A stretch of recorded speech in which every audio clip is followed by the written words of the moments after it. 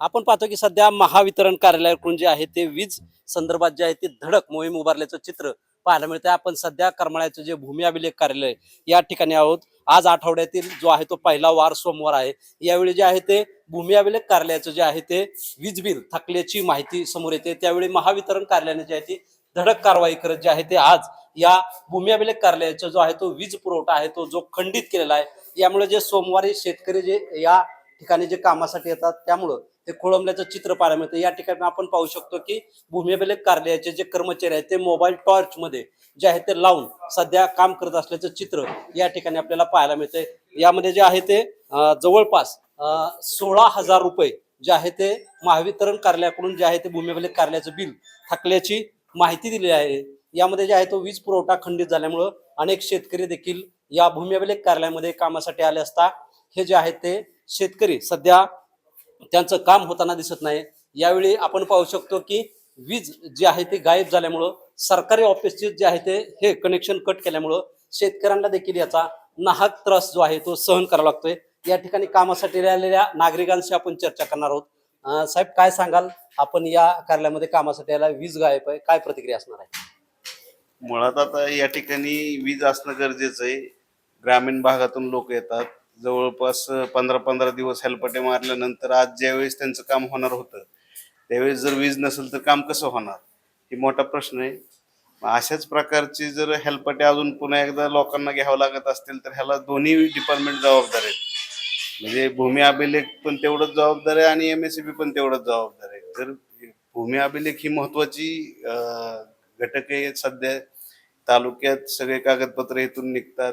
अशी सरकारी कार्यालयांना थोडीशी सवलत देणं गरजेचं आहे की लगेचच त्याच दिवशी वीज कट करणं किंवा त्यांच्याकडनं जबरदी वसुली करणं. आता प्रोसेसचा भाग असा आहे की हे सरकारी कार्यालय आहेत, ह्यांना खिशातले तर पैसे टाकू शकत नाहीत. ह्यांनी प्रस्ताव दिल्यानंतर ह्यांचे पैसे येतात आणि मग ही बिलं भरली जातात. तर तोपर्यंत ह्यांनी काय करायचं की पदरचे भरून तर हे करू शकत नाही, पण लोकांचा खोळंबा पण होतोय. ह्याच्यासाठी भूमी अभिलेख आणि वरिष्ठ पातळीवर महावितरणची दोन्ही जबाबदारी तेवढीच आहे.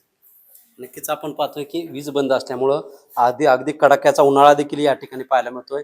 या कार्यालयामधील फॅन असतील सर्व जे आहेत ते बंद असल्याचं चित्र पाहायला मिळतंय. भूमी अभिलेख कार्यालयाच्या ज्या अधिकारी आहेत त्या अधिकाऱ्यांशी आपण देखील चर्चा करणार आहोत. नेमकं काय प्रतिक्रिया आहे? मॅडम, काय सांगाल? वीज पुरवठा खंडित करण्यात आलेला आहे, किती दिवसाचं वीज बिल थकलं गेलंय? आपण याची वरती काय माहिती दिली आहे का? टोटल आमचे 15,000 ग्रँट्स होत्या. पैकी आम्हाला तात्पुरत्या स्वरूपात 11,000 ग्रँट्स मिळालं. तेवढं बिल आम्ही MSEB ला सादर केलं. उरलेल्या ग्रँट्सचं बिल त्यांनी पूर्ण बिल दिलं नाही म्हणून MSEBच्या प्रतिनिधी सकाळी चेक लिहिताना असताना सुद्धा लाईट बिल कट केली. त्यांचं असं म्हणणं आहे की पूर्ण चेक भरा मगच आम्ही चालू करतो. आपली काय मागणी असणार आहे आता? मी त्यांना मागणी केली की शासकीय कार्यालय आहे, उद्याच्याला मला ग्रँट्स मिळतात, उद्या तुम्हाला बिल सबमिट करतो, आज आम्हाला चालू करून द्या. एकूण बिल किती होतं मॅडम? 15,600. 15,600. त्यातील 11,000चा चेक दिलाय. आपण 11,000चा चेक दिलाय त्यांना. नक्कीच आपण पाहतोय की जवळपास जे आहे ते 15,600 रुपये जे आहे ते महावितरणचे जे आहे ते बिल होतं.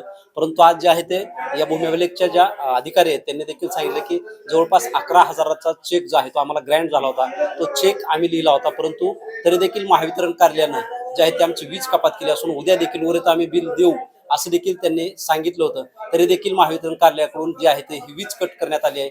यामुळे जे आहे ते शेतकऱ्यांना याचा जो आहे तो नाहक त्रास जो आहे तो यावेळी सहन करावा लागतोय. शीतल कुमार मोठे, TV9 मराठी, करमाळा, सोलापूर.